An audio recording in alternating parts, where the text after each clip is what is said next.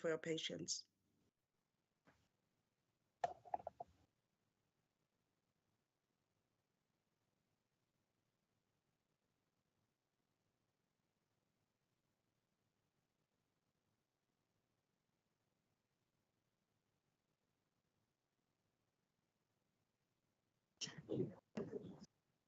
Good morning, colleagues. Good morning, Prof. How is everyone? How are you, dear colleagues? Hi, Dr. Luke.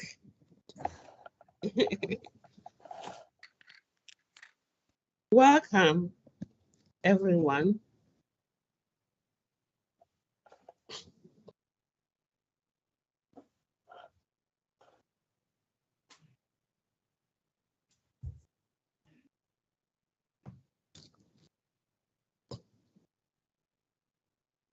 Right, let's give it about 3 minutes, just in case there are some who would like to join us, but they're taking their time.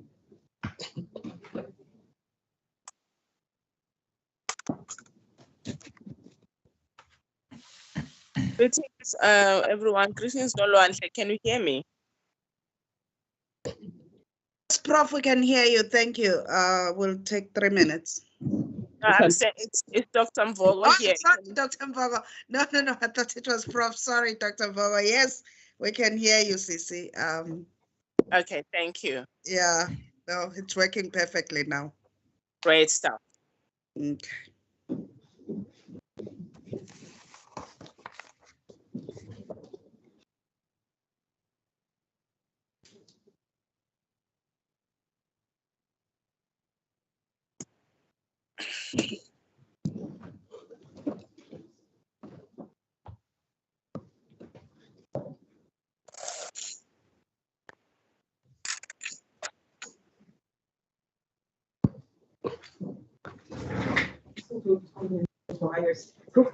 In case one I print it out, I wrote here, but you should be able to see exactly what it was. That is fantastic.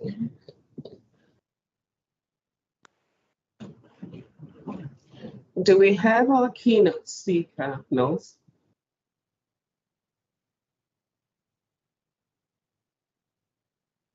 Hi, Nose.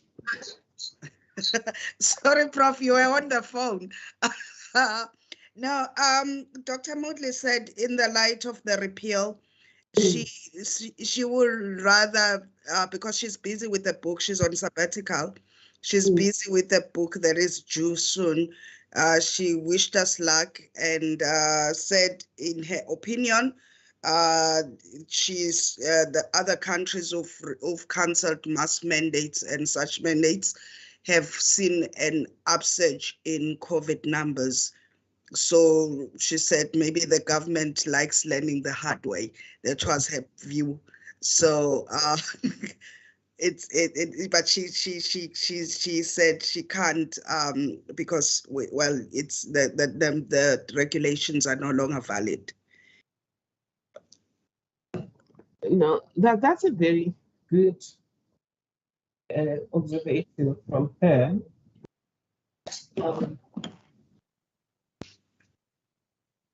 For me, there's a colleague, Dr. Turok, who I work with at Ames, and he's a professor at Cambridge. He still wears the mask and he doubles up on his mask. His approach is government, yes, should not force us to look after ourselves, but should encourage us. So it shouldn't be this either draconian or nothing. There could be a middle ground where there's a behavior modification drive. But that's what you're saying is what Prof. Turok said happened in Britain after the mandates were removed. There was a surge, but I think it's stabilized. Maybe people got crowd immunity. I don't know. We'll hear from the doctors when we start formally. Right, must I start now? Yes, Prof, please. Yeah. We've got all the panelists who had invited Dr. Mvogo, Dr. Luke, and Action for Freedom. I'll let them introduce themselves as we start. But Prof, you can start us off. Thank you.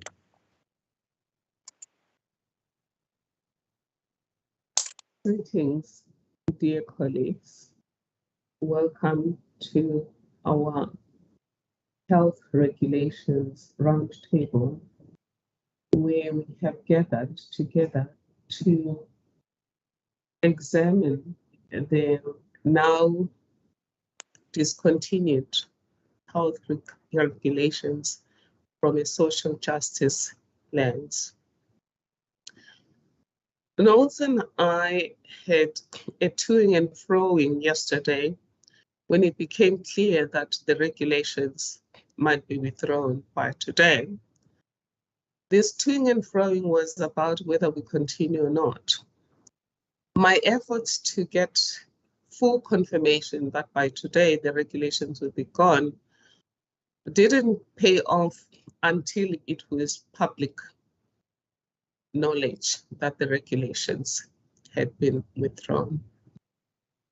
We then had to do a further toing and froing this morning about should we continue, given the fact that it's now an academic discussion.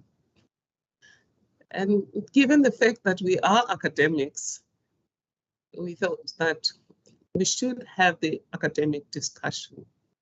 But we also thought it shouldn't just be an academic discussion, it should still be part of our being a think and action tank, in that from today's discussion, we will still give government a policy brief on dealing with pandemics, virology, and just this permacrisis that the world finds itself being thrown into.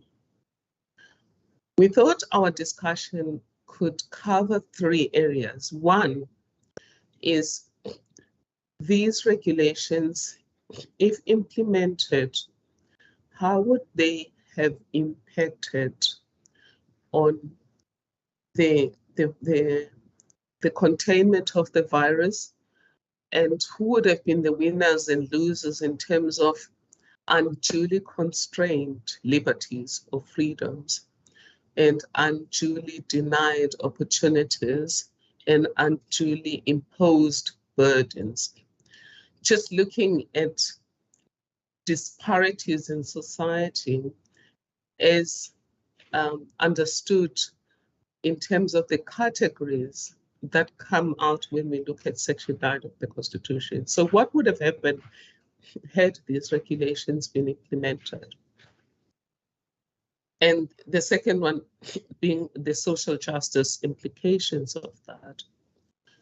Then we then say to government, and that's why we have experts here, they are going to put their, not stethoscopes now, some kind of future telescope, and say, what do they say in terms of future pandemics? We know, for example, from some of the articles emerging from the Lancet and also from the World Health Organization, that although historically these pandemics came once in a blue moon, almost literally once in a century, with increased globalization, increased interaction between wild animals and humans, and just everything that is happening, global warming and everything else, the data or the algorithms suggest that we may have these pandemics closer to each other rather than 100 years away from each other. So if these scientists are correct that we, as part of our permacrisis world, we may face the pandemic sooner rather than later. Therefore, we want then government to look at how would it handle it? What has it learned from the way we've handled this pandemic? What did we do well? what could we have done better and what can we do better in the future, but primarily again from a proficiency point of view and from a social justice lens. And then our policy brief will then say, should a pandemic happen, prepare your protocols in advance instead of knee-jerk reactions. Prepare these protocols, even if you don't implement them, but discuss them widely to say, how are we going to deal with this? Again, from a response proficiency point of view, and also from making sure that there's fairness in the way the regulatory impact affects people's lives. There's fairness in terms of race, in terms of gender, in terms of resources, or in terms of income levels, geographic spread, etc.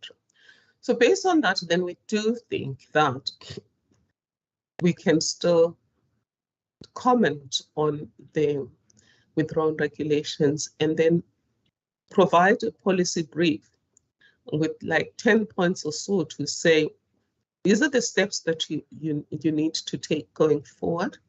And lastly, what are some of the key contents drawing from the lessons we've learned and from those who have been very successful in dealing with the pandemic. Just I must end with, as a social justice chair, we have concerns about the regulatory impact of how we handled COVID-19. We also have concerns about the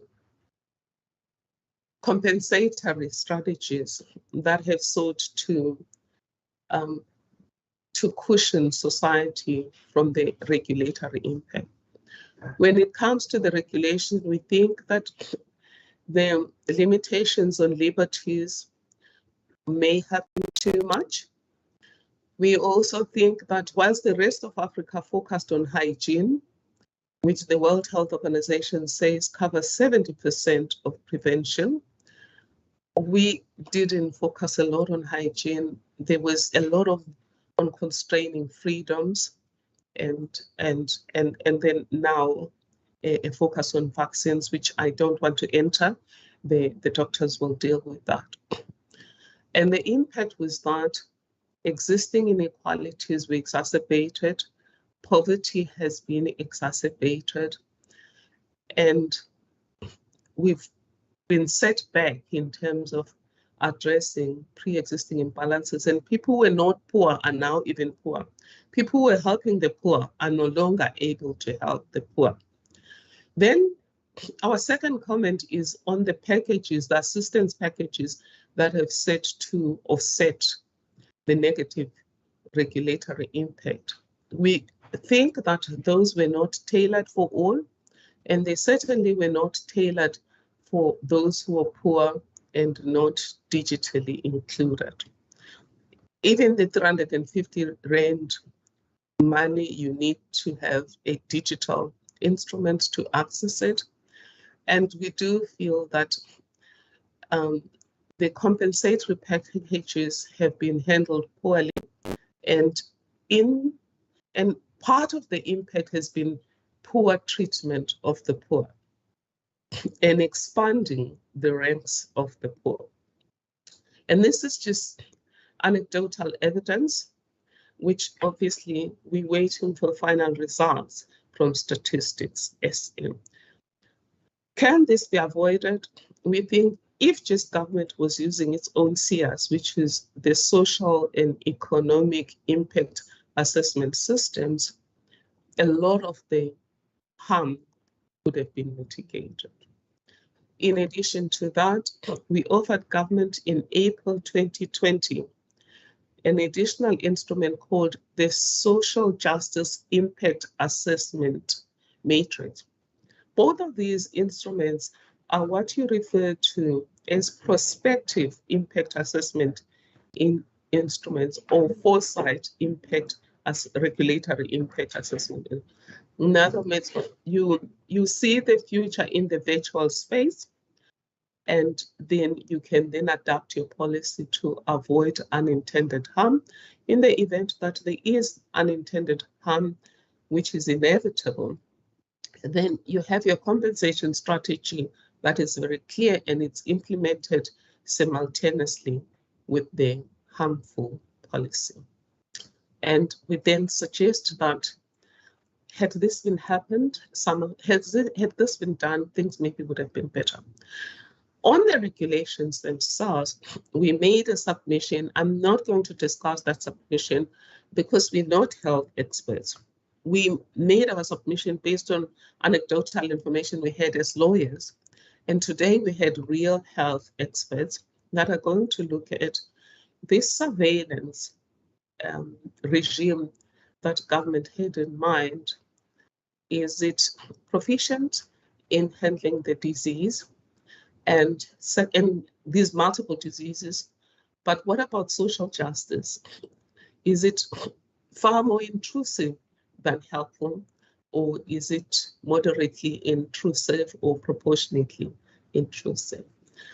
I leave it there just to say we know that our government seeks not to harm its people, but everything that the South African government, African governments, and governments globally have done their best to protect their people and also to make sure that social life and the social fabric is protected. So if there are any comments about what went wrong, there are comments about unintended consequences of what was meant to protect. Just in ending, in terms of cleaning the consequences, one of the areas we're concerned about is mental health and just rebuilding the social fabric.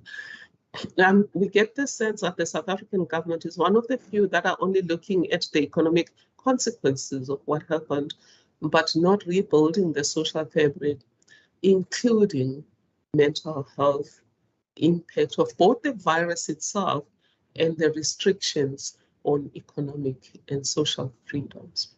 And then I'll leave it there and say, among the experts here to speak to us, we're now going to have Dr. Luke, a medical doctor, presenting us with a keynote. He will then also go and become part of a panel discussion with Mr. Sabelo Sibanda from Action for Freedom and Dr. Zuki Mvoko from the African National Healers Association. Then we are going to have a discussion with the panelists, and the outcome of this will be a 2 to 3 page policy brief that just quickly assesses what happened and what harm these regulations could have done, or what good the regulations could have done. But more importantly, the policy brief will focus on what we suggest should happen now between the now and the unknown future, and to do things better. Thank you. And Dr. Luke is not Dr. Luke. Knows, why would you do this to me? Sorry, Prof. I went and Dr. Luke is very is YouTube famous. I went and looked at his social media. He goes by Dr. Luke in his social media, but he's Dr. Skalkberger. Yes, sorry, I used his popularly known as. Yes. Yes, because this is a formal. So Dr. Skalkberger, I just want to quickly also acknowledge you. Diane Gahiza, one of our colleagues here, has lost her mom. But having lost her mom, the one thing that gives her the greatest solace is how your Ubuntu managed was there throughout to handle their mom. And at that stage, Diane didn't work here. It was just you dealing with her mom as a human being and applying your medical expertise in a very socially just and Ubuntu-centric way. And therefore want to convey to you that your shared humanity approach has not just touched Diane, it has touched us based on the stories she has told us, and probably has touched the people of Rwanda, where I am certain that she has recounted the story of this doctor they met many years ago, who she attributes the, the longevity of the mom largely to the support of the family. But take the fluency of this particular issue. Thank you. Thank you very much, Prof. Yes, I really feel humbled to obviously be on this panel. And as you rightly said, my name is Dr. Skalkberger, and the background of Dr. Luke was given to me by West Africa when I did lots of mission trips into West Africa. The French-speaking community struggles with Skalk. You know, it's not a very French name. So they started calling me Dr. Luke because I can speak French. So that's where the Dr. Luke comes from. But getting back to Diane and a wonderful mother that I met so many years ago, yeah, it was such a privilege for me to be with them, and even now through the difficult time of losing their mother, I've known them for many years. Amazing family, totally amazing family. Yes, getting into the the situation where we are today with COVID, I think we were all very challenged in the beginning. I remember the first few months we met at a gathering just when the disease started, and we weren't sure where we were going to go and what's going to happen, and it was very unclear because we, like you said, we haven't had a pandemic for almost over 100 years. And it wasn't sure what was going to happen. I just looked at the numbers of Worldometer this morning. And if you look at the numbers and you want to try and judge how South Africa performed, we had total cases. We are ranked 30th in the world. We had total cases that we had 3.98 million documented cases, more or less, 30th in the world. But if you look at deaths per 1 million population, we are ranked 62nd in the world.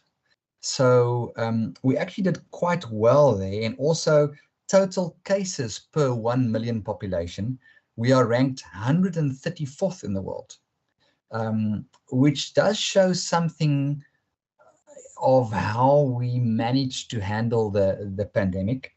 And I have to tell you, I'm speaking obviously from a medical point of view, and initially, I was personally involved with many patients, but later on in the Delta wave, I was asked to go and help in the ICU unit in one of our hospitals, where I worked for over 2.5 months, and I helped not to treat patients, but to communicate with family members, because as you know, one of the it was probably the saddest 2 months of my medical career, that's now almost 25 years, that family members could not even talk to their family that was in their last days.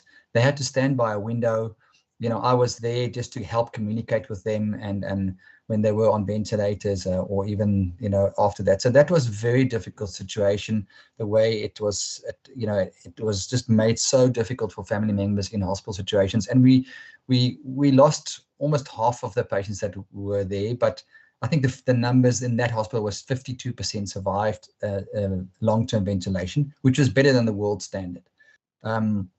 So what I'm trying to say is that was the time when vaccinations came really in the forefront. Should we vaccinate? Should we not vaccinate? And to be clear, personally, maybe I'm not going to elaborate too much. I believe that our immune systems have been given to us to really help us fight disease. And if you look at vaccinations, they really talk only about the humoral response, which is the antibody response towards disease. But we also have a cellular response to disease. And that is how your body kills viruses and bacteria without even antibodies. And that is why I really feel that a lot of our population did quite well in areas where they relied on that. And even we were originally very fearful for our HIV population, which, as far as I know, only around 70% has ARVs, what would happen to them? And they actually did really well compared to what we expected because of their cellular mediated immune response. So I think if we look at disease management and prevention in the future, we have got to realize that it's not just about COVID. We've got a big TB burden in the country. We've got other, and that people are spending a lot of attention to. We've got other diseases. And one thing that we can take from this is that if you are sick and if you have a high temperature and if you are coughing and sneezing, you should also take the responsibility of not spreading that. You know, in general practice, any doctor that is maybe on the panel would tell you that we had such a huge practice with problem with children going to creches when they were sick with 39, 38 temperatures, children going to schools and people going to their workplace when they were ill. And one thing that we've learned as a society, that if you are ill, you do have a personal responsibility to look after yourself and maybe even wear a mask when you still cough and you go to work, and not allow government or needing government to say, you are forced to wear a mask. Because I absolutely agree with you. It really comes to a situation where we don't need draconian laws, but I actually saw the advocate Sibanda said in one of his interviews, it's because of a lack of knowledge that people perish. And if we can give knowledge to people about their antibodies, about disease spread, about hygiene, about washing hands, then we'll get a much better result. And yeah, maybe as a to close in that, I think we, as a society, we have learned more about disease. We have learned more about spreading of disease, and we can do it in a constructive way without being forced to do certain things that is totally against, you know, social justice and human rights.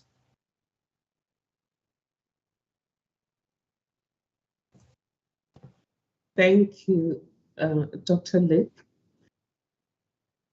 I'm getting a sense that you are applauding government for what was achieved, and if one looks at it in context in terms of global achievements. And that's quite encouraging, because for me, I must say, I've measured South Africa against Africa, the rest of Africa, and found us wanting. But it's quite a source of solace to hear that we've got to measure ourselves in terms of the entire world. So, and secondly, you are happy with the decision government has taken. However, you think that there should be some emphasis on hygiene. If I can just add to that as well, a very controversial ruling, like for instance, the alcohol ruling and the late night curfews. As a doctor, and even our younger doctors, they would all tell you that the most challenging time comes over weekends and after 11 at night. And the majority of our trauma cases that fills our ER rooms are alcohol related. You know, if you look at a country like Italy, they had people dying on the streets in front of the hospital as a first world country because they didn't have an oxygen point to provide to the patient for a day or two to get them through their difficult time. We didn't have that. So I think the ruling to say, for instance, we're banning alcohol and we wanting, it's very forceful to say that, and to say you can't, you know, travel, you can't move at night. But the one thing that we experience in the hospitals is our ER rooms were very, very busy, but we managed. We didn't have to turn a patient away and let a patient die in the street because they couldn't get to an oxygen point. And the first world countries in Europe had that problem. So yeah, I think I definitely agree. There were some rulings that I still don't agree with what they did. But all in all, I think as a so-called third world country, we did really well compared to Europe, and definitely compared to the United States as well. That's fantastic. And of course, Dr. Luke, I understand why you're comparing us to the rest of the world, because compared to the rest of the continent, we are a relatively highly industrialized country. and therefore congestion, social congestion, would be higher in this country than it is in many of these other countries. I just want you to then comment very quickly, Doc, before I go to the panel, on the regulations about the surveillance that was being planned, where there was potentially a situation where somebody could be taken, and the way they were drafted, they were so generic that you could really be taken over for pretty much anything.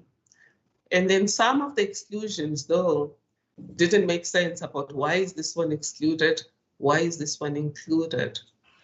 What did you think about that? And I'm asking you because we're going to comment on this, given the fact that we still do say that there should be some surveillance. I know that Rwanda did surveillance, but it did group surveillance instead of individual surveillance as part of predicting the likely spread. So they would voluntary surveillance and then keep the stats so that they could see pockets of risk. And it seems to have worked.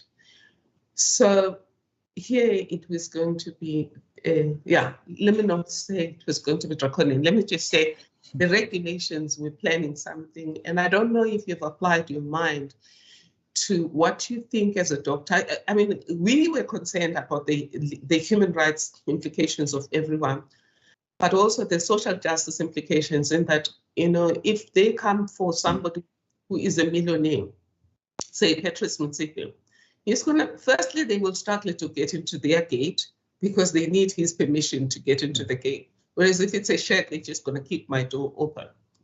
And then secondly, he's able to pick up his phone and call his lawyer and say, there are these people here, can you get here quickly? He's able to bring his own doctor and say, doctor, come in here.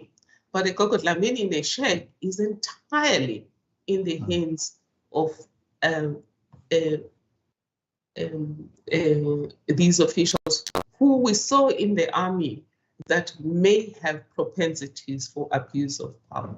Absolutely. Absolutely, Prof. I am, what for me, what does not make logic sense in these proposed regulations that they had is that we have to distinguish the disease that we dealt with in 2019 and the disease that we're dealing with at the moment. There's been lots of mutations. The number of deaths, the number of death risk, the number of hospitalization risk has come down dramatically. And that is the normal pattern we see with viruses. Viruses are generally more virulent. They're more of a threat when they start in a pandemic. And then as mutations occur, they are less deadly, but they spread quicker.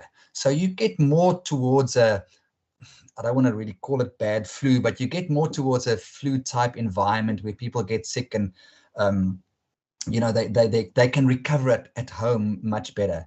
And to me, it's almost like this is a whiplash effect to say we want to bring in all these rulings for a disease that's not the disease that we started with in 2019.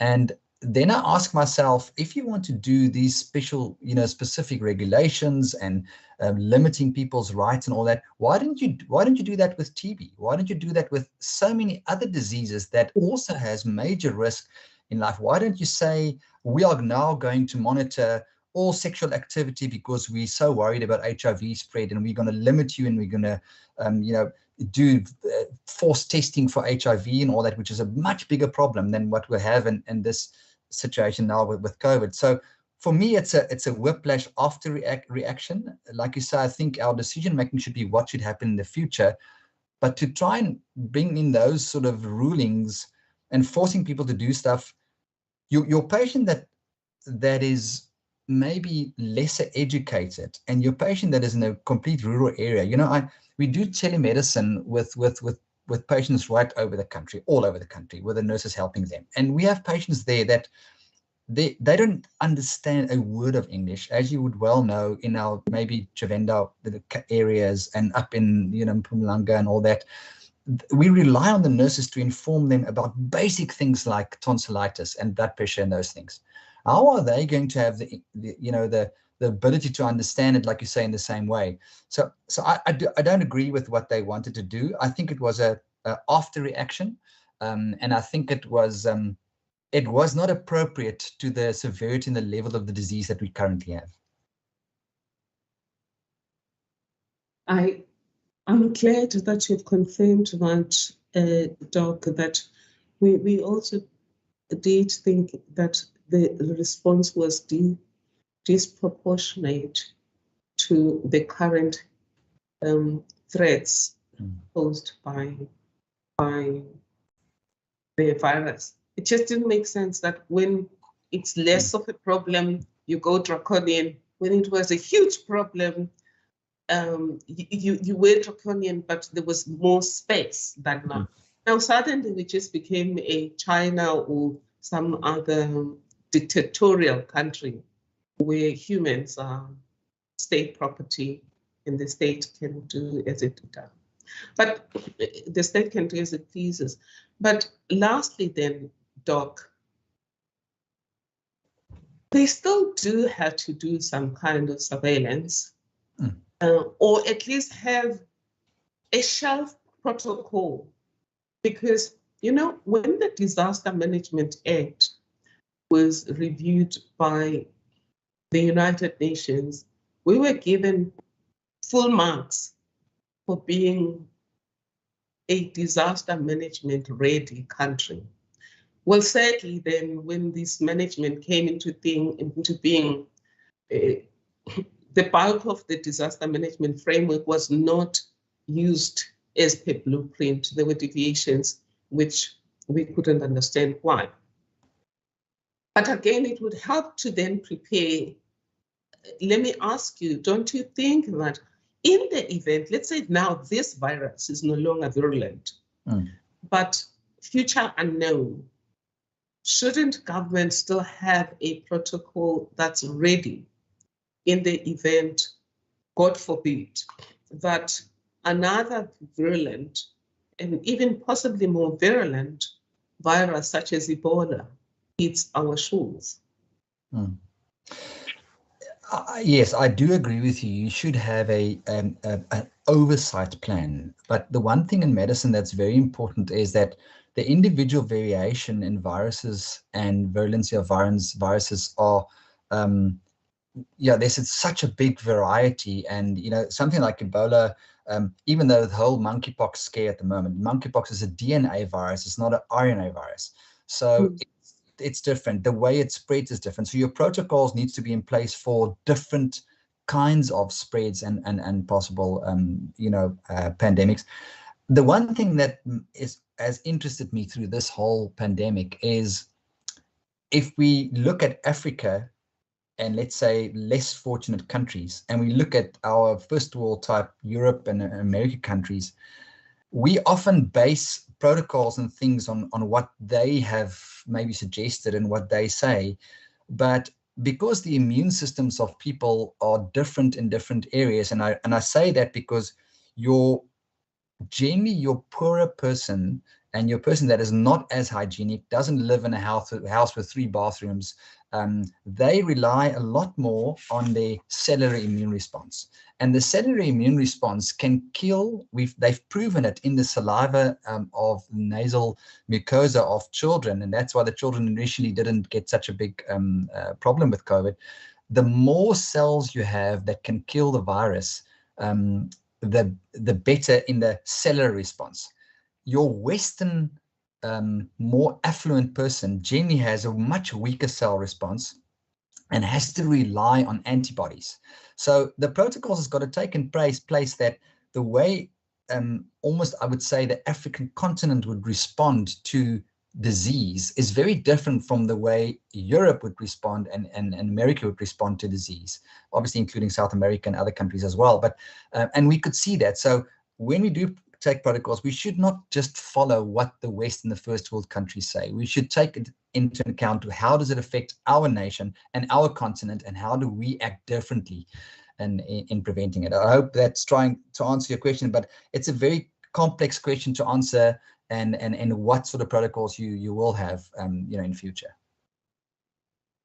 Doctor, that's really amazing, and I'm hoping that some health institution might then just go forth and look at how different groups in our society have coped with the virus, and what can we learn from that. Again, just looking at multiple approaches to the disease, to future diseases, and not putting our eggs in one basket. When we said that, I remember speaking to one helper from Swipsal who said in her village, nobody died.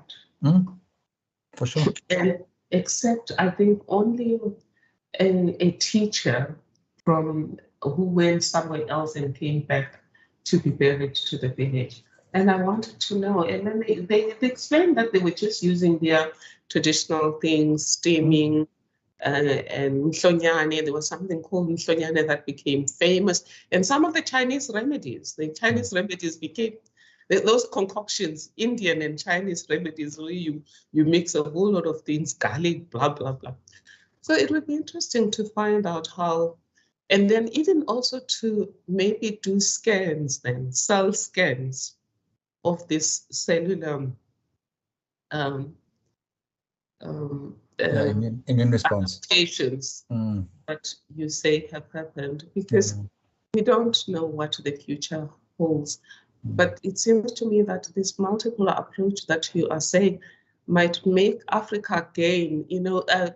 Ben Turoksan, Prof. Nick Turok, always says more or less what you're saying, that Africa, because of its disadvantage point of view, has had to be resilient in different ways than the rest of the world. So sometimes we have to look at those resilient ways for solutions instead of just becoming a market for solutions that were designed for people elsewhere. But that doesn't mean, of course, ignoring science, ignoring developments in the world. Now, let me ask Doc, our next speaker is Mr. Sabelo Sibanda from Action for Freedom. Over to you, sir.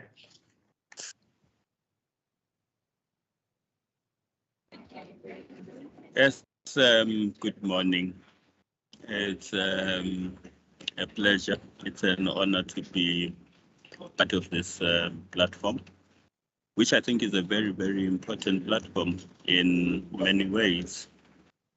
What I would like to basically start off with, I've heard the professor mention the fact that amongst the deliverables out of this process will be a policy document that will be sent to government to basically give direction as to how we proceed in the future in the event of such eventualities.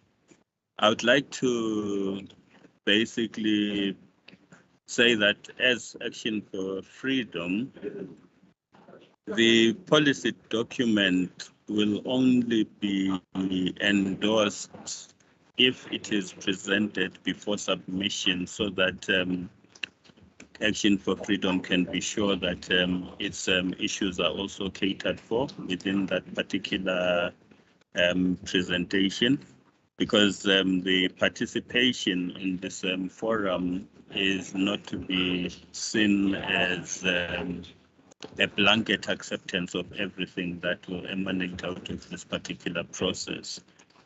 Let me start with the aspect that the professor spoke to about the unintended consequences and what befell a lot of people as a result of some of the government policies. It's very difficult on the part of Action for Freedom to accept that there were unintended consequences in the main. They could have been there, yes, I appreciate that. But the reason why that becomes an issue for us as a serious issue of contention, I love the way Dr. Luke ended off when he was talking about not blanketly following what everyone is doing and not taking a response which is in our own local realities. It's difficult to it not to advance early treatment as a way by which to deal with issues pertaining to COVID, regardless of the fact that there were doctors who were actually saying to government, early treatment is the way to go. But government simply listened to what the World Health Organization was saying, which decided that they must have just one blanket policy for the entire world. And government did not question, unlike what Tanzania did, for instance, unlike what Sweden did, unlike what Burundi did, where they were questioning and saying our reality does not allow us to take this particular route, unlike what even Madagascar did. So now, on that particular aspect, something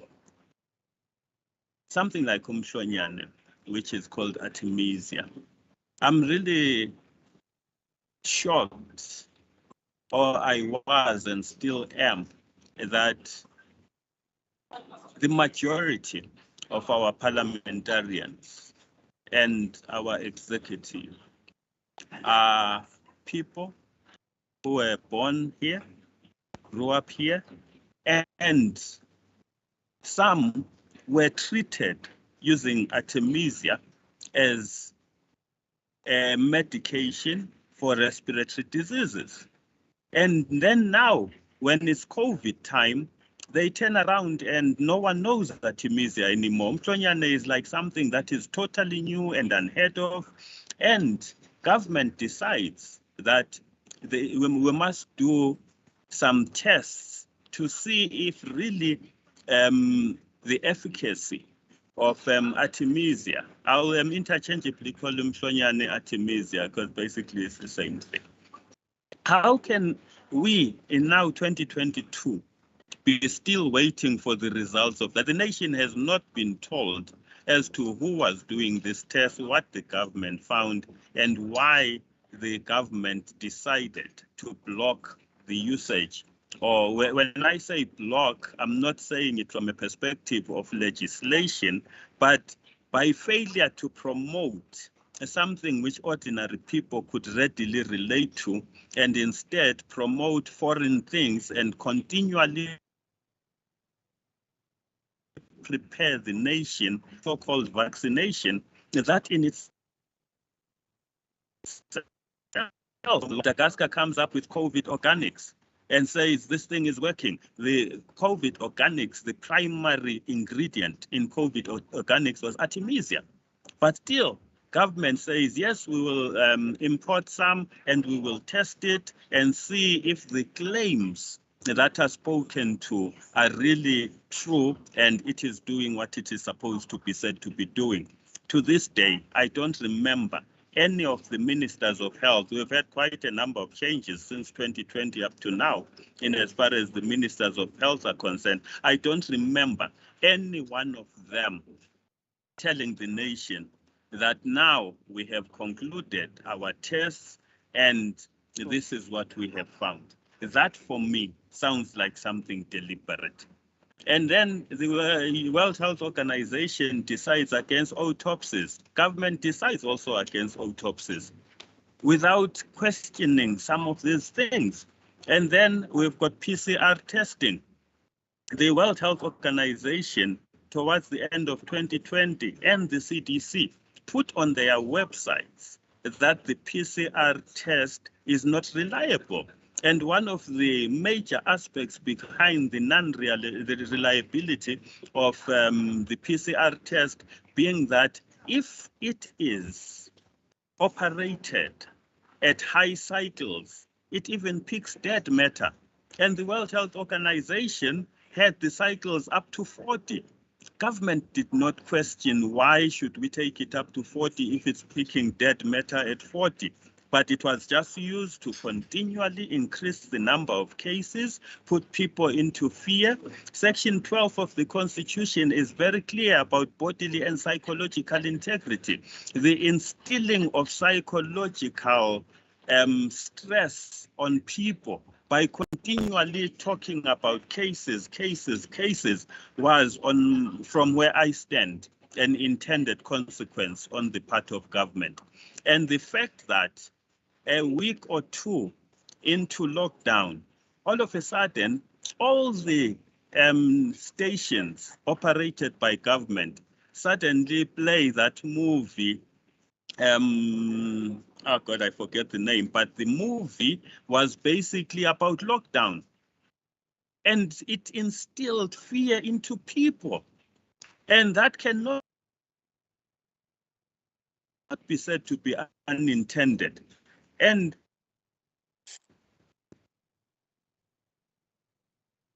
at the station, put a standard as to exactly what should be in a sanitizer for it to be deemed to be effective. Some of these shops, you go there and you ask the people, what is in this thing? They say sanitizer. Tell me what exactly comprises the ingredients of this thing. They can't tell you. There is no control. Some people, you see their hands literally damaged by these sanitizers. And still government insisted on sanitization. And the masking, government didn't ask questions for many years. I can think of definitely 10 to 15 years before 2020, where there were papers written challenging the effectiveness of masks. But suddenly 2020 comes, there are now studies that tell you that masks are the best thing to use. And government does not take time to question what this is and how it is helping us and how it is not helping us as a nation. So I would have expected, if really government was being circumspect in its approach, the same way that it had dealt with the question of umhlonyane and how it should be tested, with COVID organics being necessarily put under the same test, government should have done the same thing when it came to this vaccine, so-called. Government did not at any point call out and say to our own local doctors, to our own local scientists, there are the vials. Go and test these things and tell us what exactly is happening here. And the other critical aspect, you've got something like ivermectin, which is listed by the World Health Organization as one of the critical drugs for human use. And the people who discovered ivermectin get a Nobel Prize for it.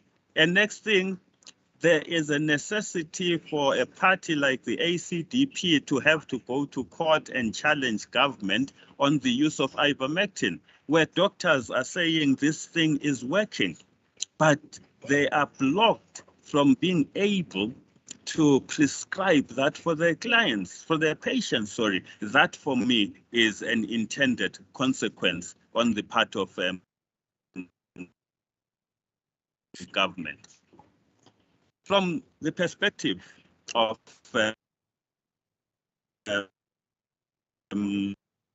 the important contribution that we see from a policy document would have to be, first and foremost, for government to stand for the people of South Africa and not be dictated to by an organization called the World Health Organization, which we have never voted for, whose policies have proved over the years to be questionable.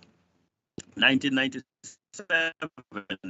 in Kenya, they're part of a tetanus vaccination program, which according to their own documents was actually a population control program, where they injected no less than 3 million Kenyan women with a drug that was supposed to and actually did cause abortion These women up to this day cannot conceive because of what happened as a result of the work of the World Health Organization. And next, in 2009, before the World Health Organization announces H1N1 as a pandemic, they changed the definition of pandemic. Why did they have to change the definition of pandemic? And this was partly as a result of the pressure from the pharmaceuticals, because the vaccines, so-called for H1N1, had been prepared before, and it had to be declared a stage 6 public health emergency of international concern so that it could qualify as a pandemic. But because the definition at the time could not qualify it as a pandemic, they had to change the definition of pandemic. Just like they've had to change now the definition of vaccine. Under normal circumstances, what is being administered to the people of this world, with our government not challenging anything, is nothing compared to what a proper vaccine. And then the government is asked to, the government decides not to show the virus because no one has basically isolated it from what we are told. And whether it has taken a decision because it does not exist or it does not want, begs the question, how do you develop and approve a so-called vaccine when you don't know the causal factor? So what we would then say is, government should stop listening to the World Health Organization. Government should open the media.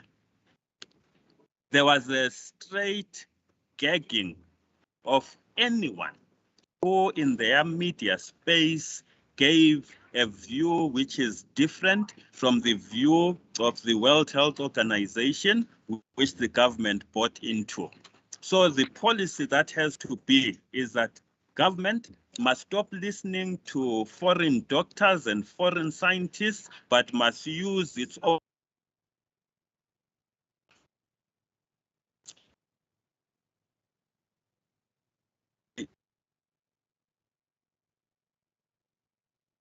that as they get weaker. They can spread faster, but they get weaker.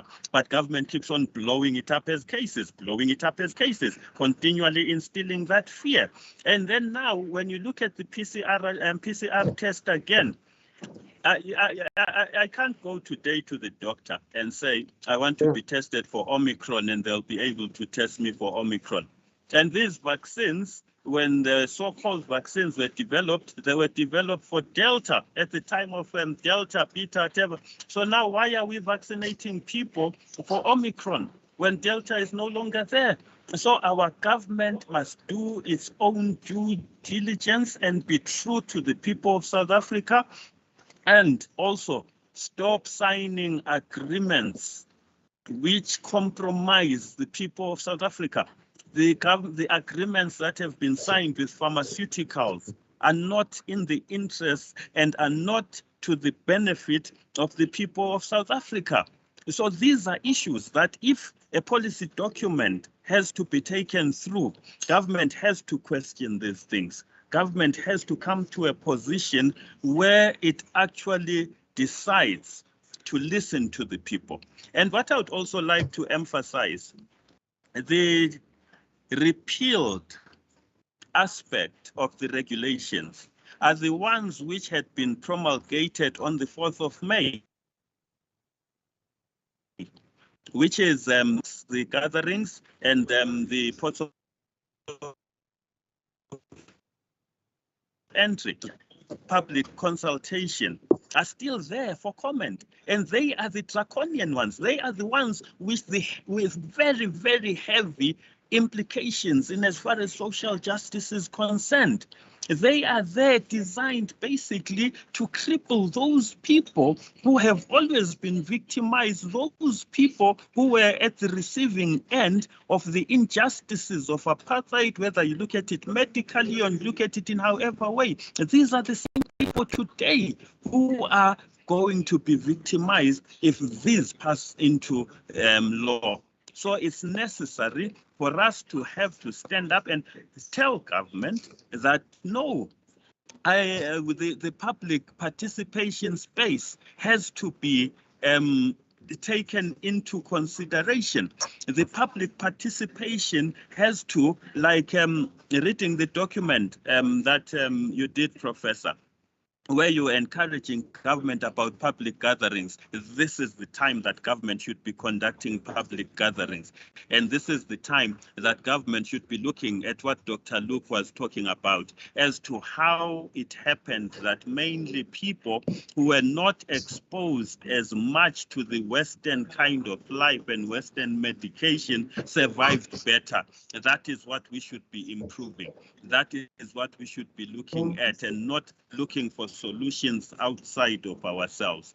I will leave it there. If there is anything else that you'd love for me to make another contribution on, I'm very happy to do that. And definitely government has to revisit the issue with the World Health Organization as to going back to the original definition of a pandemic. The reason why the pandemics are getting closer and closer is because they have changed the definition so that anything and everything becomes a pandemic. They are not true to the original definition of pandemic. That is what is killing us, and we need a government that can be bold enough to stand up and speak. And these regulations are in line with the international health regulations of the World Health Organization. In 2014, the World Health Organization issued a directive to the states and said they must pass regulations which will prepare the ground for this, what we are seeing now. That is why we see that the regulations that are Right. Sam? now were passed in 2017. Thank you. I'm giving you 2 minutes to wrap And up. this now was okay, thank you. So what I'm basically saying, Professor, is that government has to start thinking and acting locally. There is nothing wrong with hearing what everyone else is saying. There is nothing wrong with them learning from what other people are doing. But let's have African solutions for our own African problems. All our African challenges and situations, we have the answer right here. On the conditional healers have been crying out to be recognized as well, that there is little that has happened in that regard. Thank you very much. Thank you, Sam. In the interest of time, I won't ask you questions for now. I'm going to go straight to Dr. Zuko Mboko from the African Healers Association. Please take the floor, Doc. Kamagwini, thank you so much. I am humbled to be part of this discussion. And I also am excited for the fact that we have been considered to have a voice in this kind of discussion, and also the policy per se. Now, changing the status of how I would respond, I would also like to go back a bit to how this the pandemic, or the so-called pandemic, has affected us as healers. Considering the fact that from the time when the lockdown happened or started, we as healers, we felt so much disrespected in the fact that we were not included, or there was no inclusion or even discussion to say, for us to have a say as to how is this going to run through. Now, when we then started to make noise about it, it was then at a later stage when things have already rolled out. The thing is, another concern was when it comes to the closure of our African pharmacies. And that was so we felt so highly not even recognized by the government, because when they closed all the African pharmacies, and then we're now forced to now use the Western ways of healing, or Western ways of dealing with the COVID. That was now where the other problem has been or was, because some of us, as my colleague has mentioned, we knew about and we know about umhlonyane from back in the days, and umhlonyane and other herbs that you can mix with umhlonyane. Now, when that happened for us, we were able in our own spaces to say, okay, we can use the herb for those who are local to us. Then going further, it was now a matter of saying, within terms of the gatherings, I'll mention that, whereby we were not even able to do any prayers or go out in the mountains and do all our normal rituals that we would do. Now, when you're thinking of that from the health perspective, and considering the fact that when people had to be isolated, there's a lot of things that they're in terms of emotional and psychological impact. Now, as us, we have been now currently recognized as traditional health practitioners. Now, it's just a word, but it's not practically been implemented, because we are not considered yet as part of the health stream or health system. So when we couldn't even be able to progress or proceed with such things of going to the mountains and going to the rivers and doing the prayers to be able to balance the psychological effect of things, that also had a huge impact on us. And also now that also takes back to say, the government might not have, as much as we're saying we're in a democratic country per se, but we're not really in that democratic, because it was now selective to say who are supposed to be or who are recognized as an essential service. We had to fight for that to be called the essential service. And in as much as we had to try to be, we needed to go to places, to houses, to be able to provide us this assistance that most of the community needed at large. But now for us to even get that permission or the permits, it also was one of the stringent or challenges that we came across. And again, when my colleague mentioned about the testing of the Artemisia or umhlonyane, I was going to add on that to say, in fact, I was going to mention that the initial number of herbs that were submitted were 24 herbs. And as progress was going on between the discussions with the department, it ended up being 8 herbs, if I remember very well. And I was fortunate enough to at least to be partially involved in those discussions, whereby till today we're still waiting for the feedback to say what was the outcome of those test results that were done, because at the end of them being have to say they need to test the herbs, it was also based on the doubts that they had that our herbs can help, without even them having to accept or give us the platform or the voice to say, yes, our indigenous healers can be able to assist us in this so-called pandemic. Now, up until today, we're still waiting for the results. That I would like to just to add, as my colleague Sibanda has mentioned.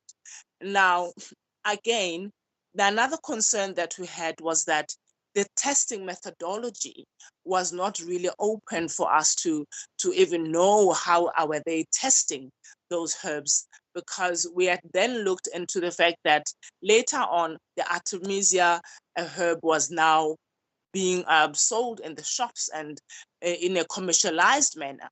Then now the question was, okay, what does this mean to us as indigenous healers, to say now, we will still continue using or providing the Artemisia in our own way, that we get it from the bush and then we mix it our own way.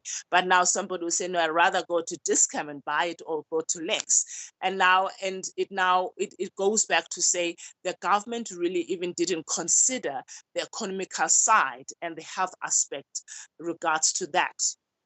And also on a broader spectrum was to say, now, since the World Health Organization had put the rules that this is how we want things to be done, but now in that aspect of saying, but how are we as South Africa, how are we operating in regards to our regulations? We have a constitution that is claimed to accept and also give platform of voice to all the religions and faith beliefs. But if that be the case, in this instant, we were not given that platform to be able to exercise and also help people. Many of our people, I would say not even 80%, I would even just say close to 99% of the community at large were dependent on the herbs that we're providing for them. And they had to do it secretly. They had to hide sometimes because they didn't want to go against what the government was saying. Now, when it also comes to the issues of us even claiming, I'll say claiming that we can help with the healing of the coronavirus, so to speak, and other variances that came after that, we were placed in a position of being compromised, because as an indigenous healer, you could not voicely say, I've got this mix of herb, it can help. We had to say these are just the supplements, because we were scared. I would say, when I say scared, it goes back to what my colleague had mentioned, something of to say, there was a point in time whereby when you have to speak against or not aligning to what the World Health Organization was saying at the time of the government, you would be somehow like a target, which we have experienced. So we had to then now try and say, no, we have these supplements that can assist with the viruses, the coronaviruses and variances that happened. Now, another thing was also that was so detrimental, the fact that we couldn't even finish there's people that will be going to initiation schools. They were not even allowed to, we couldn't be able to allow them to finish. And now when it's talking of the legislation, how it has been, we wish that for the future, that the government must and can and should consider as part of the essential services, so that we are able to have a voice, so that we are able to also advise, because we are not just only healers that deals with herb. We are healers on a very broader spectrum. They will also be able to do counseling and also just spiritual counseling, because the fact of a matter, we may all look here as on a physical state, but we are all spiritual beings. So we would wish for the government to also, when they're looking at the updating or verification of the policies, to understand and know that indigenous healers or African healers are there and they exist, and they need to be part of the discussions or decisions that have to make concerning the country. Thank you. Thank you, ma'am, and thank you, dear colleagues. This is now time to discuss. I get the sense that from Mr. Sibanda and Dr. Mvoko, our main emphasis is that you would have wanted the same fairness. You would have wanted fairness in the way the vaccines were treated versus African or indigenous therapies. And sorry, may I just clarify that point? I think it's more than a question of fairness. It's a question of saying, let us try our own first. Well, no, I'm getting there, Doc. Oh, okay, sorry. I thought you had finished. So I go to my point. Okay. Please don't interrupt me because we're running out of time, dear colleagues. Right. So I got a sense that the first one is that you would want the same standard applied in the way the so-called vaccines were treated versus the way Mhlonyane, Artemisia, and the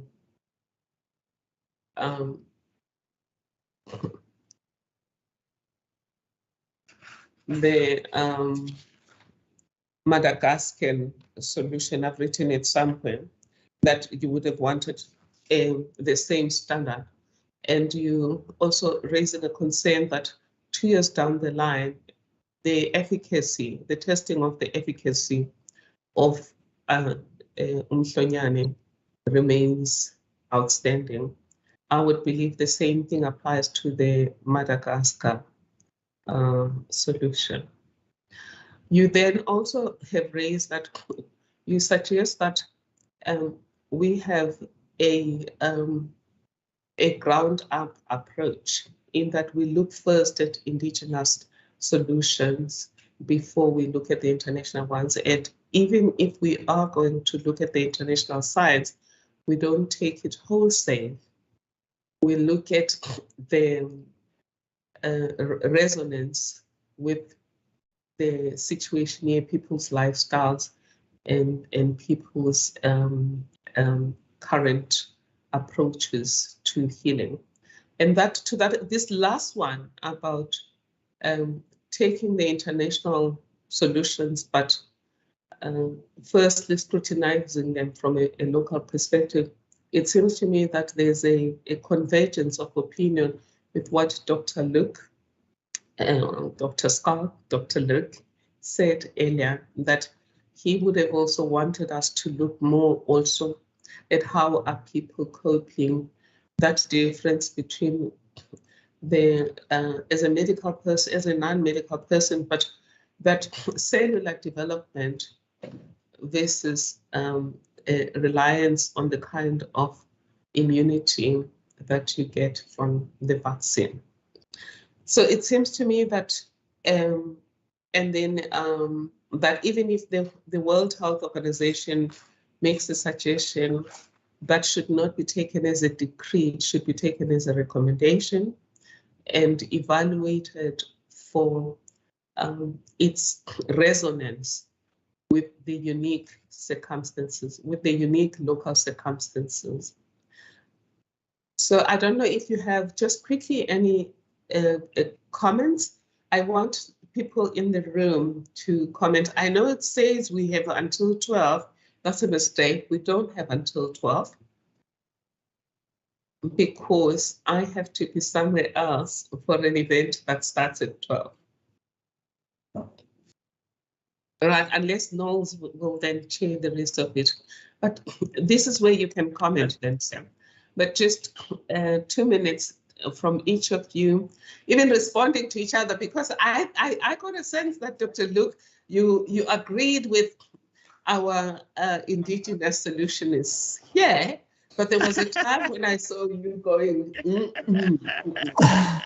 I think it's important that we get that, because we also don't want to abandon science, but at the same time, we don't like the approach that as long as it is said by scientists, we all go there. In the same way that, you know, when Stephen Hawking said things banged, nobody asked what banged. It was, because he's a scientist and he says things banged. That's our new way of thinking now. And so I think when it comes to scientists who are less scrutinizing in the way we look at things, but having said that, we still have to rely on science. So, yeah, Prof, I'll take a quick 2 minutes. I definitely wasn't disagreeing. Maybe I shook my head because of this belief of what other people don't believe of traditional you know, methods and traditional ways, but I definitely do agree. And I just posted a study on the chat there that proved that Artemisia was shown to be efficient already in 2021. You'll see it in the chat. So, you know, even like the Chinese, you know, they drink hot water. And the reason why they drink hot water, if the virus may have to multiply in the throat and in the nose first before it gets into the body. So science, definitely, I'm a scientist, but I'm a 13th generation African as well. So, you know, my heart is in Africa. It's always been. I feel very strong about what, you know, can be brought from the land, from the ground, from the soil. I think science is dominated by the West, prescribing to us in the third world how we should deal with disease, and it's not appropriate. The only solution that they presented for this is a humoral antibody response, which is a secondary response. Your first response, why do you get people getting the COVID? And look, I also had COVID, you know, this year. And why do you get COVID and you get a fever for 3 days or 4 days and you are better? Because your cellular response kills the virus. If your cellular response is weak and your body is weak and your natural resources is weak, you will then go to phase 2, which is the antibody response that comes from the humoral immune system. And that is where we got those cytokine storms and those patients that got overactive immune responses against that. Majority seen in the so-called higher affluent Western society, majority seen in people that did not look after their bodies, BMI, body weights high, diabetics, that lifestyles weren't good. So I'm all for traditional healers and people educating our people and saying to them, this is what you do right, this is what you do well. I promise you, in 2.5 months in ICU, by far the vast majority was a Western population that was there in the ICU. And you know, so, and I've seen many COVID patients. I promise you, I saw very, very few African COVID patients. And you know, I see anybody, you know, it's not that I prejudice because who I see as my patients. And I do think Western science does not have the focus and the resources to see what works in Africa, or maybe in South America as well. And that's why that you are excluded from this, because they just disregard it and say it could not have value. So yeah, I do agree with the majority of things. And I think our government, they thought of that, but they still made the decision to err towards the Western way of thinking and making decisions. Okay, sorry, before the other two colleagues respond, do you think because of the fear of COVID-19, some governments may have reacted in a religious way as opposed to true science? You know, I think fear, you know, any religious communities, they just wanted everyone to behave in a uniform way because they feared anybody stepping out of line would endanger the whole group. So if somebody says they're witches, we go for it. And no room for real inquiry, real scientific inquiry and exploring alternatives. I think, yes, fear made decisions go a little bit haywire, but I do think you must understand that, yes, eventually we did isolate the virus. We know the genetic code of the virus now, with the original one and then the mutations.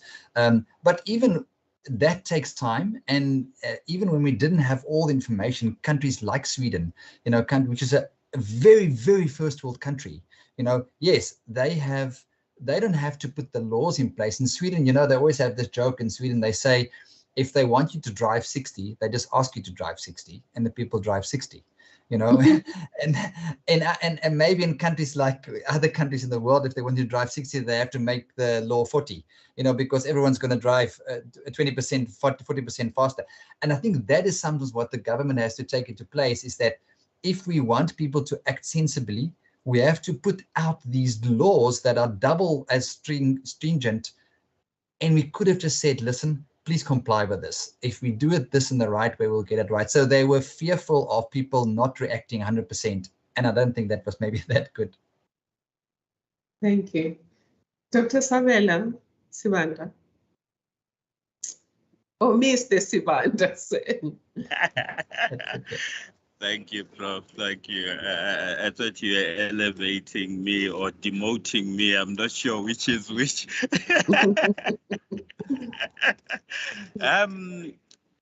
I'll again start from a point that Dr. Luke spoke to about the patients that he was attending, which were more of Western demographic than African. Dr. Luke, you don't have to be apologetic to explain anything because the situation in the world confirms it. The situation in the rest of the world, I think your experience of the global reality of what we have seen in as far as this thing is concerned.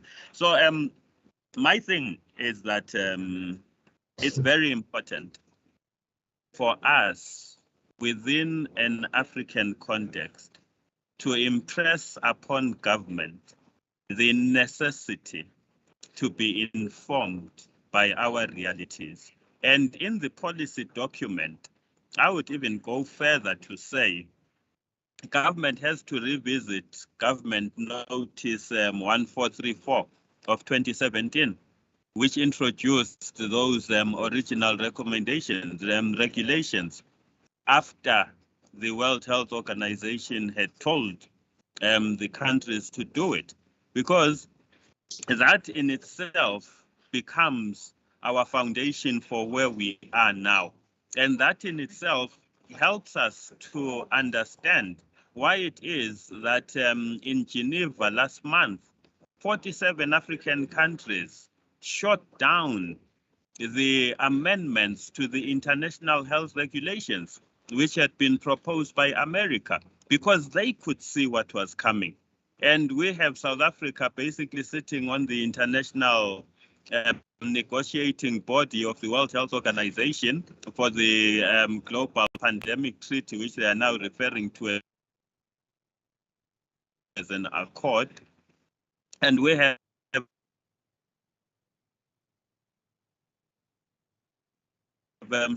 the extent, I will agree with you to the extent that in the beginning, yes, there was a fear of COVID, but that is only excusable, as far as I'm concerned, for maybe the first 6 months or so, when no one knew exactly what was happening. But after that, government made it a point that in all its dealings, it suppresses anything and anyone who has an alternative view to COVID. So that part cannot be excused from how I see it. And in closing, I would like to say, let us work together to push government to open a discussion about these regulations that are under comment till the 5th of August, because a lot of people do not know what is coming for them. They don't know that they'll be forced into quarantine. They don't know that they'll be forced into being examined. They do not know that they'll be forced to take whatever medication. They do not know that self-isolation cuts out 90, if not 99% of the population. So people have to be locked up in government institutions till such time that government deems it fit to get them out. Whilst it's government itself that has told the nation that it's no longer necessary to isolate. So I think this is the time and this is the opportune moment to even open academic institutions for these young people to be also educated on what is happening. We do live sessions in the different universities and we get to educate these people. And we make sure, like Dr. Luke was saying, let's get the message out to the people. Currently, these regulations are only in English. I haven't seen anything in any other language. So it means only the English-speaking people are privileged enough to have a communication in their own language. Thank you. Thank you, Sam. Thank you. I'm tempted to ask a question, but may I ask? Please do. Please do. You keep saying that, or you keep implying that we're not dealing with unintended consequences, are you suggesting, say, that somebody in government wakes up in the morning and decide, I'm going to harm the people of South Africa today? Because that's when we use the word unintended consequences, we're saying you're trying to fix problem A and you causing problem B and C as not part of your plan, but you've caused the problem nonetheless.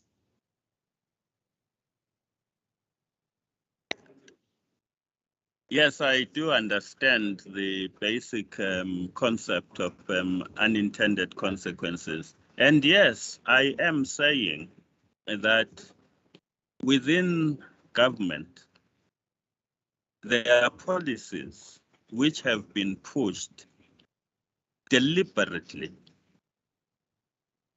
knowing the consequences. And I'm grateful that someone put the name of the movie, Contagion.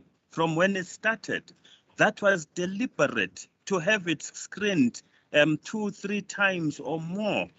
It is deliberate to make sure that doctors and scientists who come up and say, government, this is another way of looking at this thing. Why are we not doing this? They get marginalized. They get called names. They get vilified.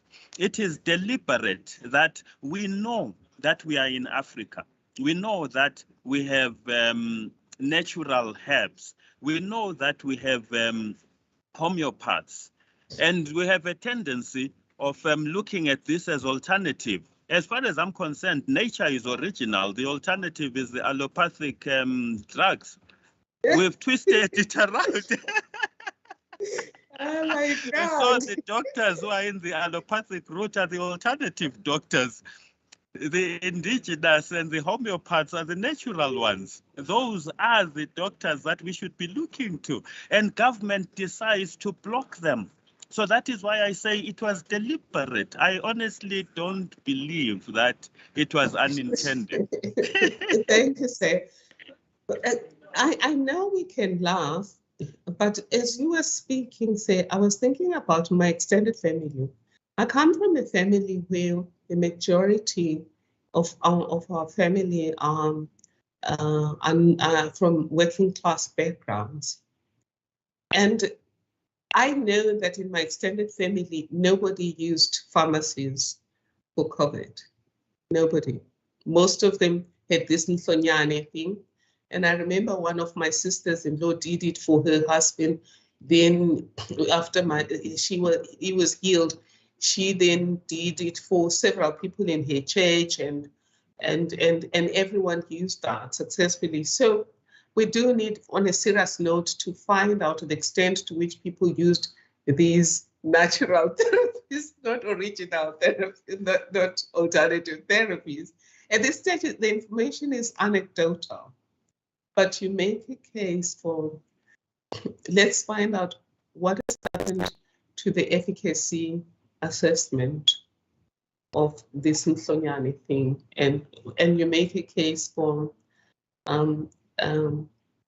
maybe grounding ourselves in Africa first and receiving the rest of science and integrating it, and not the other way around.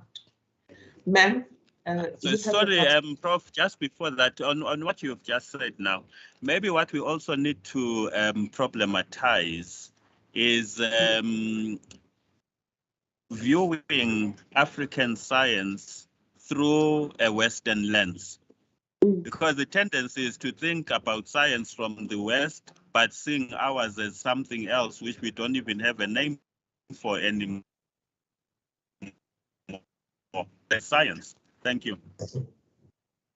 I think that's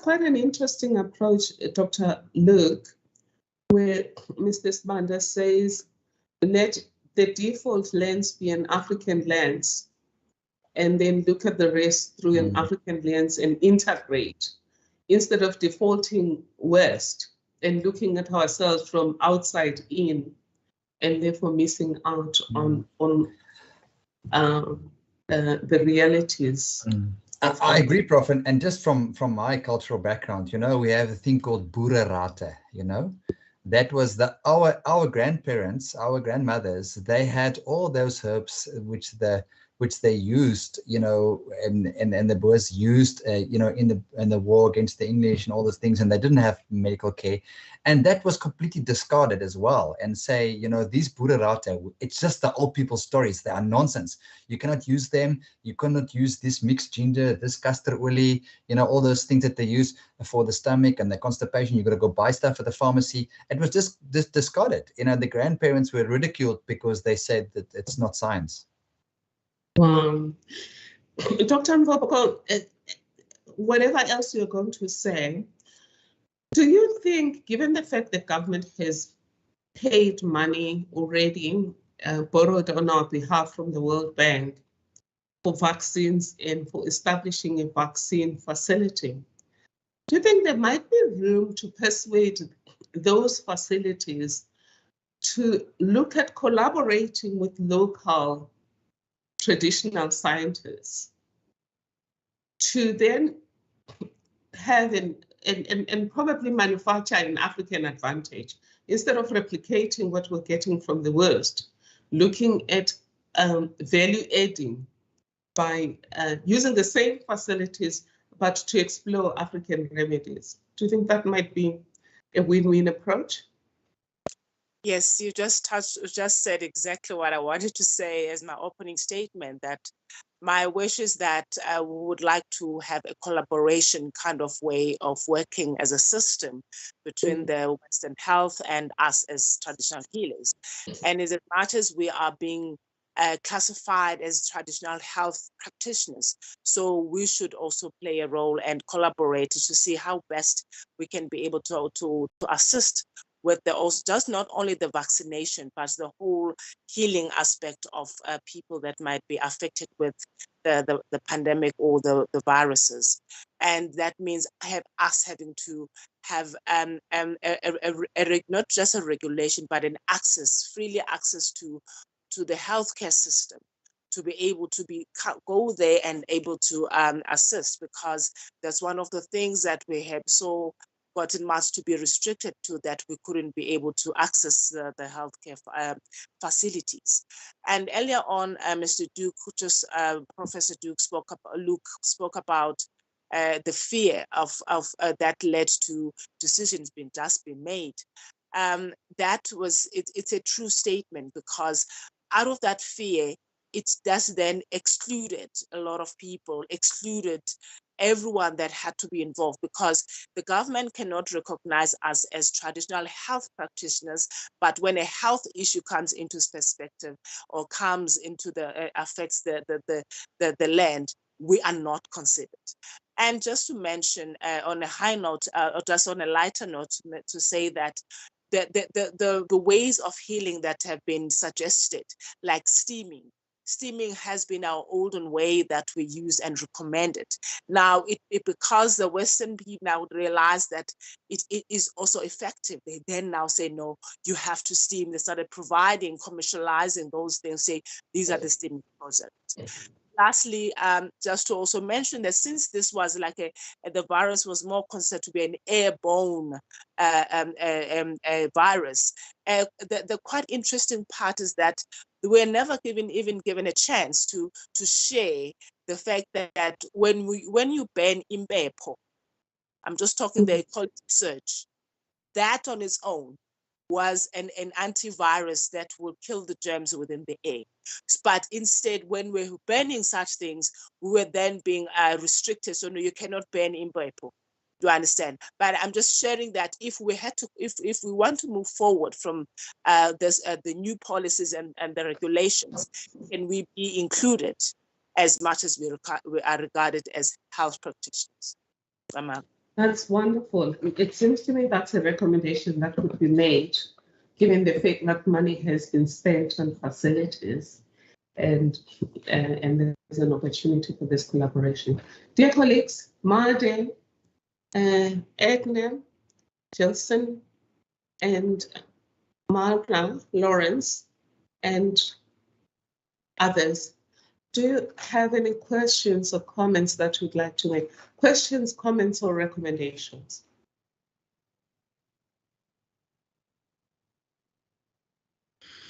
Prof. I think having listened, I read this somewhere earlier there was a news article earlier during the pandemic that Africa because our numbers seem to be going higher and higher, whereas the rest of Africa was relatively stable, that we looked to the West when we forgot that Africa is used to dealing with disease. And I noticed this when I went to Mozambique in 2020. December 2020, early December 2020, that because they have had the hand washing for them was something quite natural. Everywhere you went, there were hand washing facilities in the villages. I went to the villages, like rural villages of Mozambique. They had hand washing facilities, something you don't actually see in South Africa. And Prof touched on that we didn't concentrate as much as we could on hygiene. And therein lies another unintended consequences. There are still large parts of this country without access to water. So for government to preach hand washing is also a bit disingenuous for those people, because they don't take that into account. So I like this conversation. COVID touched me quite personally in 2021 in so many ways. And I lost both my parents. My sister is still, a year later, she's still occasionally on oxygen. So it's something I've had to live with. But I also, well, with Dr. Luke's observation of African patients, on the 1st of January 2021, I was sitting at a casualty, what is it, trauma unit of Kingsway Hospital, which is a net care hospital. And that's when my mother was admitted. It was after midnight. Of course, as you said, banning alcohol worked because the trauma unit barely had any accidents coming in. We had one guy, one small young man who had blown himself with fireworks, but that was about all. But I noticed Black woman after Black woman after Black woman, trouble breathing coming into the hospital. So, and I think that is also because of culture and socialization of Black women. We like taking care of others. We when people are sick, we're the first to respond. When people die, we're the first to respond. So maybe that was the reason. But I was like, why is this disease attacking Black women? Because I'm sitting here and I'm seeing all these Black women coming into the casualty ward. But I like this. I like the looking back at what government could have done better. We could have looked at Africa. We could have looked at DRC and Liberia that have dealt with Ebola. We could have done better in dealing with this pandemic than just looking west, because we've been socialized that that's what's best for us. Thank you so much, Niles. And I'm getting that part of the solution, as you see it, is also making sure there's access to water, and we can include that. Just talking about the emphasis on hygiene, that's what I saw when we went to Tanzania for our 2021 Kilimanjaro Summit. Our protectors, not our protectors, our helpers, the porters and the guides, they were very clear. After touching anything that we had touched, they would immediately clean their hands. And I found that they were more hygienic than we were. And I think that is why this led to Stephen Wamukota from Kenya being the first person to design a semi-automatic hand cleaning station. That was just, in Kenya, they even had somebody teaching people on TV. She's a doctor with specialization on how to clean hands. Like literally, she has a doctorate on the best way to clean hands and make sure that nothing is left. Okay, colleagues, who else wants to say something from the room? So Knowles, for you, will add the water dimension. But in Yes. future solutions, we have to make sure that there's access to water. We also have to look at the gender dimension. And it may well be that women were carers, because Mbuso Bantu Madonsela from Tuma gave me a document yesterday that was showing that it got transmitted mostly through contact or exchange of liquid more than airborne methods. So women tended to care. That's why sometimes you find husband and wife dying, mother and daughter dying, because I don't know, just anecdotally, the caring part might have compromised. Prof, sorry, Prof. We've got Edna Ridge on the chat, says she's experienced problems with microphone, but these are very stimulating and important discussions that need to take place. I fully support the issue of the inclusion of traditional health practitioners in decision-making and assisting in the broader healthcare system. Wonderful. So that's a very straight recommendation. Include traditional healers in strategizing, in devising healing therapies. So going forward, that would be the starting point. Thank you, Edna. Thank you, ma'am. Who else wants to say something? It could be a question, comment, or recommendation. Marna Lawrence. Thanks, Prof. I actually wanted to say the same as Edna, to agree that I think part of what Edna has been saying, and Knowles, and I agree with all our speakers. It was really so stimulating and interesting. That we need to include our traditional health practitioners and natural medicine, not just in our recommendations for reform in relation to future pandemics, but in relation to general medicine. And maybe that is where the problem starts, is in the way that we think about medicine, in the way that government and our medical board, etc., what do they recognize? What do the medical funds recognize as medicine? And this has to do with socialization and our frameworks, where we come from, what we believe in, and which is of course then linked to what we fear. So yeah, that would for me that is important. It has to start at the beginning, way further back than at the pandemic. If we had already viewed alternative medicine as part of our healthcare system, and to give people then choices in whether you want to go the scientific route or not, I think that's important, yeah. Thank you. That again is a very clear recommendation about rethinking what we regard as remedies or healing remedies, and make sure that natural remedies are included in that. And I think that would include the standard, that having the same standard of rigor in testing efficacy. Because to be fair, when the vaccines came, we were told one was like 90% efficacy, one was 70%, etc. Then the next thing, no, take a second shot. I mean, there was one that was supposed to work with just a single shot. Then the next thing, take a second shot. Now third shot, now fourth shot. And we haven't done lateral studies on the vaccines to look at what is long-term. And Dr.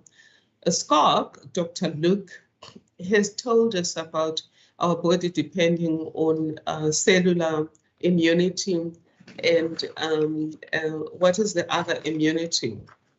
Humoral mediated, yes. And that you want to retain both, because your cellular immunity should be ready to deal with anything else beyond COVID-19. And therefore, in choosing a way forward, we have to take into account that you don't want to weaken your natural responses to attacks. Dear colleagues, there is Rocky. Is it Rocky? Sorry, Thank you, Prof. It's I'm being actually chased out of my chair now. I'm going to leave everything to Knowles. Rocky, you are the last person, but I'm leaving because I have to jump off to another meeting. Thank you all for the amazing insights that you've shared with us, to the doctors and Knowles for coordinating this and proceeding with it regardless of the fact that things have changed. But we also now have learned from Mr. Sibanda that what has changed is what was already executed as regulations. Those excruciatingly, potentially harmful ones that are about surveillance, quarantining and things like that may well be planned to be implemented again. And therefore, we need to take the discussion that has been we've had around should these draconian constraints on liberties be implemented? What's the justification and what are the implications for social justice given different circumstances and different abilities to defend yourself? Thank you, dear colleagues. May God bless you all. Goodbye. Thank you, Professor. Thank you. Thanks, Thank Prof. you, Kamako. Thank you. Thanks, Prof. Rosalie, please go ahead. Thank you. Thank you for a very stimulating open discussion. I like the idea of having choices between medical, pharmaceutical medicines and the natural herbs. And I would presume that the choices therefore lay a foundation into creating policies of forced vaccinations in the workplace. So if we lay this foundation of people having the choice of taking a natural remedy as opposed to the vaccination, there should be then a domino effect into the workspace where workplaces are not creating policies that are forcing their workers into taking mandatory vaccinations, where they are freely given the aspect of choice around the natural herb. And I hope that this could be something that can be implemented more at a practical level. Thank you. Thank you, Rosalie. I hear you, and the maybe it's because the workplace there is a labor issue that the workplaces still require you to be vaccinated, and that maybe should be brought on to the policy brief as well, even though they might not be directly. We may not, Department of Health is not directly involved in that we do need to say people, and it has proven, and I think because recent studies have said that South Africans have probably developed herd immunity, and a lot more of us have suffered from COVID than than we think. I mean, when I had COVID, my mother died from it. I had no symptoms. We caught the virus at the same time, probably from the same source. And we lived together, we did everything together. So a whole lot, and I think there were a whole lot more people like me than there were people like my mother. So, and I do agree that it's freedom of choice when it comes to what you want to do is really important. Of course, freedoms also come with responsibilities. So I think let's leave it here for now, colleagues. I'm going to then prepare the policy brief and I'll share it with you. That we're going to submit to the Department of Health. But I'd like to thank you all for agreeing to be here, especially after yesterday's drama when we were trying to decide whether to proceed or not to proceed. But I really want to thank you all for being here. So, sorry, Nose, before you close off, sorry, you mentioned the policy brief that you'll be putting together. Will you be sending it through to us for comments before it is taken through to government? Or what is the idea? Yes, that's why I said I'll share it with you. Thank you. That's cool. And okay, sure. Nolwande, Yes. just sorry, I just want to like to add that, or is a request that we would like to be included, or in terms of us being educating in different universities, because we have had a challenge whereby as healers, we couldn't have freely access to universities for us to educate people concerning how best they can collaborate with Western medicine. So as part of it, that we would like to have that highly highlighted. Thank you. And it would have been so much better if Professor Moodley was here, because she is the head of bioethics at Stellenbosch University. But yeah, she couldn't come because when they were repealed, and she's already busy, we're already imposing on her time. She's not working, she's on sabbatical. Well, she's working on something else, on her studies, so, and her book. But I will pass, I will also maybe try to connect the two of you, or this, I'll pass it, I'll share the brief with her as well. Yes, Dr. Luke. Yeah, thanks, Nwande. I also just want to close and thank you for being part. But I think your personal situation is a very good example of the two parties have to join hands in this, because we are dealing with the two sides of your immune system. One party can get a very good response, almost asymptomatic, and with very natural substances could get better, and even just hand washing. And then another party could be maybe a diabetic, maybe overweight, and they've got much higher risk.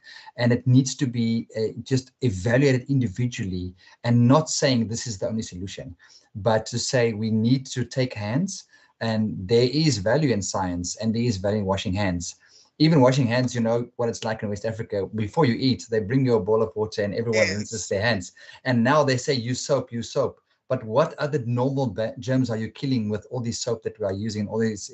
So I would just stick in this, say, go to water, use the original design. You know, we didn't have that. But thank you very much. I'm sure we can take hands in future and get a better solution. Thank you so much. Thank you all. Thank you very much. Yeah. Thank you. Bye. Bye. Okay. Goodbye, everyone. Thank you. Bye. Thank you. Kamak.